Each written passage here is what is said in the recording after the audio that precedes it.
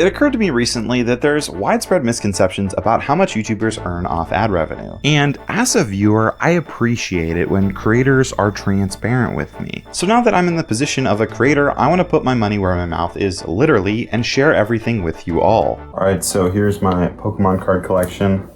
As you can see here, I got all my special Pokemon cards in here. Well, not everything, but more than average. So in this video, I will be sharing how much YouTube paid me and why. Whether you're an aspiring content creator or an avid YouTube viewer, it's essential to be informed. So let's do some informing together and dive in. Nothing frustrates me more than when a content creator claims they can't share their ad rates or ad revenue. This is entirely false. There are many creators that share their ad revenue publicly, and now I will be proudly joining that group. My channel was officially monetized on August 22nd, and during the last 4 months, I got around 2.5 million views, gained 38,000 subscribers, and YouTube paid me an estimated $7,735.58. So where did that almost $8,000 come from? Well, these are my videos organized by estimated revenue. Most of the videos made me less than $100, but some made me much more than that. Some videos made me over $1,000 each. As you can see, estimated revenue varies a lot, and this is part of the problem with transparency and content creators. Because YouTube ad revenue is all over the place, many people are quick to assume a creator makes a lot or next to nothing off YouTube ad revenue, when the truth is somewhere in between. And this is all valid confusion.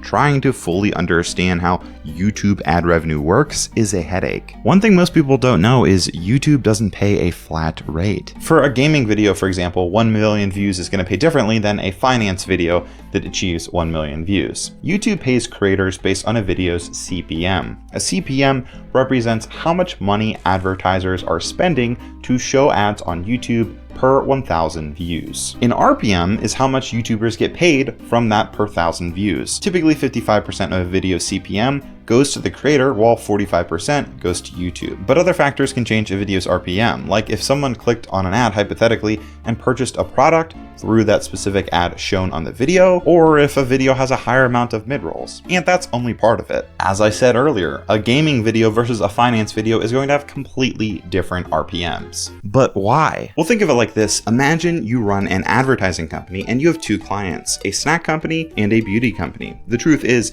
people spend less money per item on something like a bag of Doritos than they would makeup. So when you're running an ad campaign on a gaming channel that would likely advertise something like snacks or Doritos, it'll likely cost less for you than it would to advertise on something like a beauty channel. So in our instance, a beauty channel would have higher CPMs and thus higher RPMs. And there are many other reasons RPMs change and YouTubers get paid differently. A little known secret that I'm going to spoil is there's a reason many of your favorite YouTubers post a lot during this time of year. It's because ad rates are higher, ad rates change, and they're seasonal. So come holiday time, more advertisers are trying to advertise on YouTube, which means CPMs and RPMs are higher, which means that YouTubers make more off YouTube ad revenue. And with all of this, it's worth noting that RPMs and CPMs differ depending on the video, not just the channel. My channel average RPM right now is around $3, but if you look at my latest video, the RPM is $10.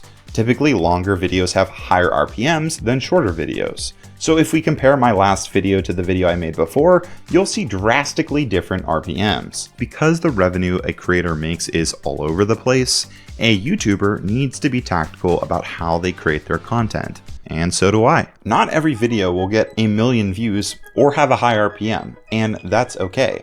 Sometimes you have to make things for the sake of making things. I was honestly super scared about my last video.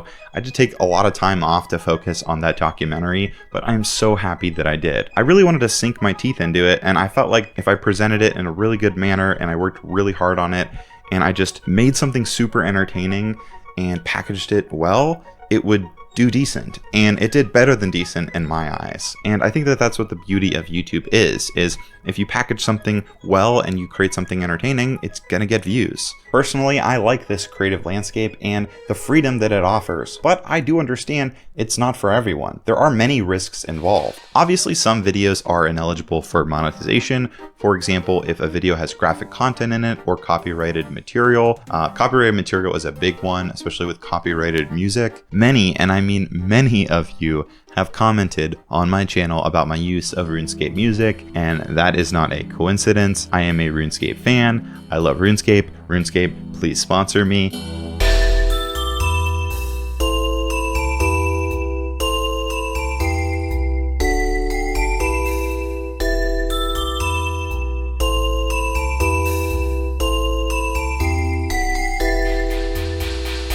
But there's more to it than that. The team at RuneScape has a pretty awesome policy in regards to their music. According to the source themselves, RuneScape soundtracks are not copyright protected and free to use. I also have a subscription to Epidemic Sound, which is definitely worth it. They have some really awesome tracks, and I occasionally use YouTube's copyright-free music library. So I try to be really safe when it comes to copyrighted material, and thankfully I have not had any issues with demonetization yet. Knock on hard wood. As you can see, my videos are fully monetized. Now you're probably wondering how someone survives off $8,000 for 6 months. Well, here are the facts. Being a content creator is extremely risky. You have to diversify, you have to have a budget, you have to be in a really good place financially. Before I decided to take this journey, I had funds set aside for this. I actually saved enough money anticipating I wouldn't make anything for the rest of this year. So this $8,000 I made was actually a bit of a bonus in my budget. This also isn't my only source of income. I have a bachelor's degree in business administration, advertising, and PR,